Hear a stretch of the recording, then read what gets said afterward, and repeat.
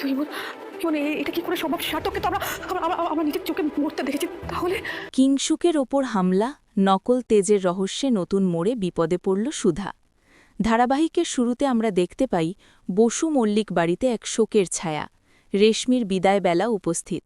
কাননবালা দেবী কান্নায় ভেঙে পড়েন রেশমিকে জড়িয়ে ধরে। তিনি আক্ষেপ করে বলেন, বাড়ির ছোট মেয়ে হয়েও রেশমির জীবনটা তিনি সুন্দর করে সাজাতে পারলেন না। দিদিভাইয়ের এই কান্না দেখে রেশমির চোখও জলে ভরে ওঠে, কিন্তু সে নিজেকে সামলে রাখে। দূরে দাঁড়িয়ে সুধা ও ইমন এই দৃশ্য দেখছিল। সুধা এগিয়ে এসে কিংশুক লাহিড়ীকে কঠোর ভাষায় সাবধান করে দেয়। সে বলে, মিস্টার লাহিড়ী, রেশমি কিন্তু আমার বোনের মতোই। ভাগ্যের ফেরে আপনার মতো একটা অমানুষের হাতে ও পড়েছে। ইমনও যোগ করে বলে, রেশমির চোখে এক ফোঁটা জল আসা মানেই কিংশুকের জীবনে দুঃখ নেমে আসা। সুধা স্পষ্ট জানিয়ে দেয়, রেশমি কষ্ট পেলে তার ১০০ গুণ কষ্ট তারা কিংশুককে ফিরিয়ে দেবে। কিংশুক তখনও তার ভালো মানুষের মুখোশ পরে থাকে এবং কথা দেয় সে রেশমিকে অতীতের সব আঘাত ভুলিয়ে সুখে রাখার চেষ্টা করবে। এদিকে নকল তেজ সুধার কাছে এসে ফিসফিস করে তাকে খোঁচা দিয়ে কথা বলে। সে সুধাকে মনে করিয়ে দেয় যে রেশমির কথা না ভেবে সুধার নিজের কথা ভাবা উচিত, কারণ অজানা অচেনা এক মানুষকে স্বামী হিসাবে মেনে নিয়ে সারা জীবন কাটানো কতটা কঠিন হতে পারে। সুধা মনে মনে ভাবে, এই লোকটা নিশ্চয়ই জানে যে সে আসল তেজ নয়, কিন্তু প্রমাণ অভাবে সে কিছু করতে পারছে না। পরের সিনে দেখানো হয়েছে কিংশুক ও রেশমি গাড়িতে করে যাচ্ছে। কিংশুক মনে মনে তার শয়তানি পরিকল্পনার কথা ভাবে।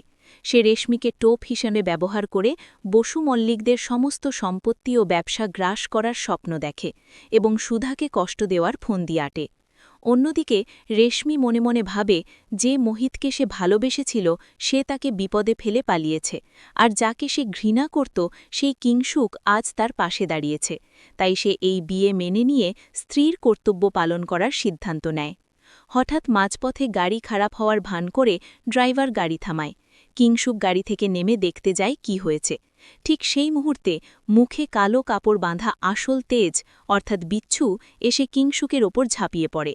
সে কিংশুককে বেধড়ক মারতে থাকে এবং বলে, আমার বোন তোর কোনো দিন হবে না, বুঝতে পেরেছিস? তেজ কিংশুকের মাথায় বন্দুক ঠেকিয়ে তাকে শেষ করে দিতে চায়। একই সময় মুখোশ পরা চুমকি গাড়ির দরজা খুলে রেশমিকে জোর করে নিয়ে যাওয়ার চেষ্টা করে। সে রেশমিকে বলে, এই লোকটার হাত থেকে বাঁচতে গেলে তোমাকে পালাতেই হবে। কিন্তু রেশমি জেদ ধরে বসে থাকে। সে চুমকিকে চিনতে পারে না এবং চিৎকার করে বলে, উনি আমার এখন স্বামী, আমি ওনাকে ছেড়ে কোথাও যাব না। রেশমির এই ভুল সিদ্ধান্তে চুমকি ও আসল তেজ দুজনেই অসহায় হয়ে পড়ে। এর পরের দৃশ্যে সুধার ঘরে এক চাঞ্চল্যকর তথ্য সামনে আসে। সুধা তেজের আলমারি থেকে কিছু ওষুধের পাতা খুঁজে পায় এবং ইমনকে দেখায়। ইমন ওষুধগুলো দেখেই চমকে ওঠে। সে জানায় এই ওষুধগুলো অ্যাংজাইটি আর হাইপার টেনশনের, যা সার্থক খেত। ইমনের কথায় জানা যায় সার্থকের ছোটবেলা থেকেই সাইকোলজিক্যাল সমস্যা ছিল এবং এই ওষুধগুলো না খেলে সে মারাত্মক হাইপার হয়ে যেত। ইমন নিশ্চিত করে বলে, আমি তো ওকে এই ওষুধগুলো খাওয়াতাম, আমি সব জানি। সুধা ও ইমন দুজনেই বিভ্রান্ত হয়ে পড়ে, কারণ তাদের জানামতে সার্থক এনকাউন্টারে মারা গেছে। তাছাড়া এই নকল তেজের উচ্চতা সার্থকের চেয়ে বেশি। তাহলে এই লোকটা কে যে সার্থকের ওষুধ খাচ্ছে? তারা যখন এই রহস্য সমাধানের কথা আলোচনা করছেন, ঠিক তখনই নকল তেজ ঘরে ঢুকে পড়ে। সে সুধা ও ইমনের শেষ অংশটুকু শুনে ফেলে এবং গম্ভীর গলায় প্রশ্ন করে, কি খুঁজতে হবে সুধা? সুধা ও ইমন ভয়ে একে অপরের দিকে তাকাতে থাকে।